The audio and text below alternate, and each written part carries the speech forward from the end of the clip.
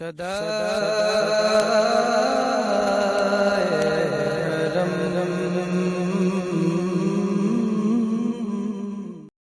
کی خبر کسی کو نہیں دیں گے. کسی طرح سے انہوں نے صبر کیا, اپنے آپ پر کنٹرول کیا اور اپنے والد کے جنازے کو ایک کمرے میں رکھنے کے بعد وہ 11ویں شریف کی تیاریوں میں مصروف ہو جاتے ہیں. آپ دیکھیں کہ غوث اعظم سے وہ کتنی محبت کر رہے ہیں. ایک طرف والد کا جنازہ رکھا ہے لیکن وہ کسی کو ان کے انتقال کی خبر نہیں دے رہے, بلکہ 11ویں شریف کی تیاریوں میں مصروف ہیں. اور غوث اعظم کا بھی کوئی جواب نہیں, اس لیے کہ جو غوث اعظم سے سچی محبت کرتا ہے غوث اعظم کے اوپر اپنا کرم فرماتے ہیں. اور کس طرح سے کرم فرماتے ہیں, بس یہ آخری کچھ جملے ملاحظہ کر لیں کہ بیٹے ادھر 11ویں شریف کی تیاریوں میں مصروف ہیں, ادھر جب ذکر مکمل ہو جاتا ہے, کھانا تیار ہو جاتا ہے, دعا کے بعد جب کھانے کا سلسلہ شروع ہو جاتا ہے, دسترخوان لگا دیا جاتا ہے, پہلی محفل آتی ہے, اس کے بعد وہ اٹھتے ہیں, دوسرے لوگ آتے ہیں, جب وہ اٹھتے ہیں تو تیسری محفل کھانا کھانے کے لیے بیٹھتی ہے. کھانا کھلانے والوں نے دیکھا ایک بزرگ جو پھٹے پرانے لباس میں ہیں آتے ہیں اور آ کر کے دسترخوان پر بیٹھ جاتے ہیں.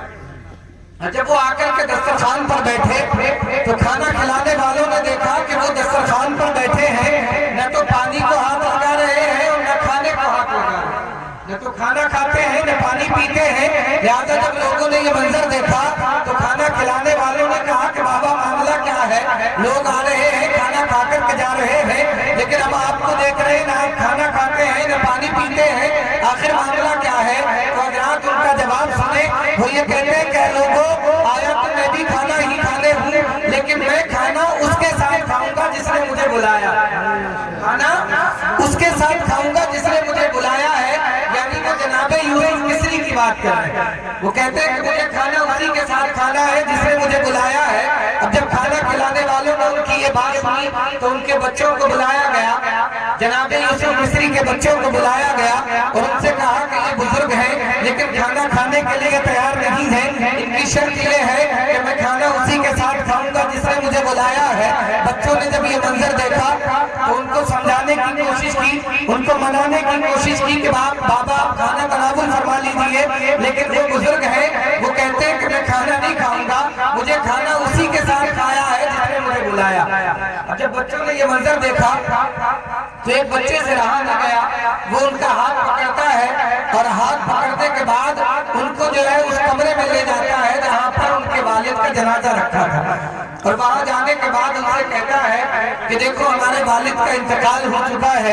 حالانکہ ہم نے ان سے وعدہ کیا تھا کہ ہم ان کے انتقال کی خبر کسی کو نہیں دیں گے, لیکن آپ کھانا کھانے کے لیے تیار نہیں تھے اس لیے ہم نے آپ کو بتلا دیا. اب آپ کو خبر مل چکی ہے کہ ہمارے والد کا انتقال ہو چکا ہے, لہٰذا آپ چلیے کھانا تناول فرما لیجیے. لہٰذا جب انہوں نے اتنا کہا تو وہ بزرگ ابھی بھی اپنی ضد پر اڑے ہوئے ہیں اور کہتے ہیں کہ اے لوگوں سنو, میں کھانا انہی کے ساتھ کھاؤں گا. جب اتنا منظر دیکھا تو ان کے ایک بیٹے کو غصہ آ جاتا ہے اور جناب یوسف مصری کا بیٹا غصے کے عالم میں کہتا ہے کہ آپ عجیب انسان ہیں, ہم نے آپ کو بتلا دیا کہ ہمارے والد کا انتقال ہو چکا ہے لیکن آپ پھر بھی ہماری بات ماننے کے لیے تیار نہیں ہیں, آپ اسی ضد پر اڑے ہیں کہ کھانا انہی کے ساتھ کھانا ہے. اے بابا سنو, آج تک ہم نے کسی مردہ انسان کو کھانا کھاتے ہوئے نہیں دیکھا, چلو اپنی ضد چھوڑو اور آپ کھانا تناول کر لو. اللہ اکبر کبیرہ. حضرات جب انہوں نے اتنا کہا تو وہ بزرگ جلال میں آ جاتے ہیں اور جلال کے عالم میں آپ جناب یوسف مصری سے کہتے ہیں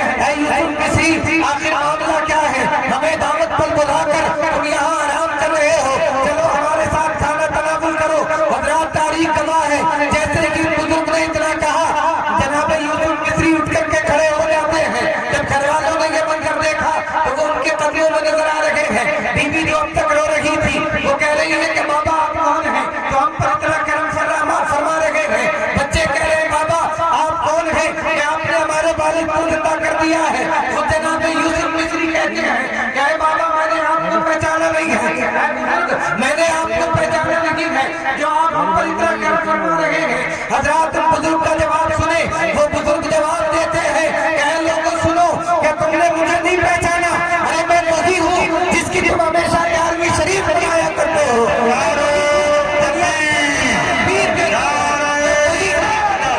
علماء اہل سنت, علماء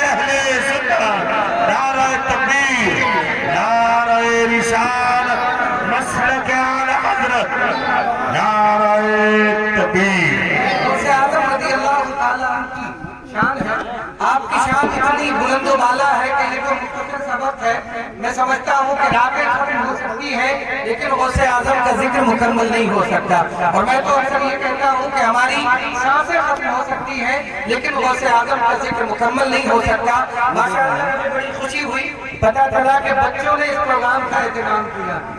جس سے بھی پوچھا جاوید صاحب نے بھی یہی کہا کہ مجھے بھی ابھی پتہ چلا ہے، آپ کے حضرت عزیز امام قاری عبدالحسن صاحب نے بھی یہی کہا، قاری شبیر صاحب قبلہ پوری غالباً ابھی تھوڑی دیر پہلے ہی خبر ہوئی کہ یہ پروگرام بچوں نے بس یہ پروگرام رکھ لیا ہے، اور ماشاءاللہ یہ محبتیں ہیں ان کی کہ انہوں نے یہ پروگرام سجایا، اور آپ کی بھی محبت ہے کہ آپ اس پروگرام میں آئے۔ آگے جب بھی کوئی معاملہ ہو تو آپ بڑھ چڑھ کر کے حصہ لیں، زیادہ سے زیادہ سپورٹ کریں، اس لیے کہ ماشاءاللہ یہ ہماری نئی نسل ہے، ہمارا مستقبل ہے، یہ بزرگوں سے محبت کرتے ہیں، اور انشاءاللہ اس کا صلہ انہیں دنیا میں بھی ملے گا اور آخرت میں بھی ملے گا۔ شعر مجھے یاد آ رہا ہے، اسی پر اپنی بات کو ختم کر رہا ہوں کہ صدائیں درودوں کی آتی رہیں گی، صدائیں درودوں کی آتی رہیں گی، جنہیں سن کر دل شاد ہوتا رہے گا، اور خدا سلامت رکھے ان نوجوانوں کو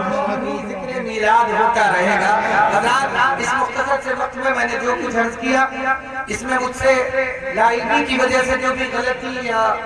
خامی یا کوتاہی ہو گئی ہو، آپ سب کو گواہ بنا کر کے میں اللہ کی بارگاہ میں توبہ کرتا ہوں۔ استغفر اللہ ربی من کل ذنب واتوب الیہ۔ آئیے محبتوں کے ساتھ ایک مرتبہ کلمہ طیبہ پڑھ لیں، لا الہ الا اللہ محمد رسول اللہ۔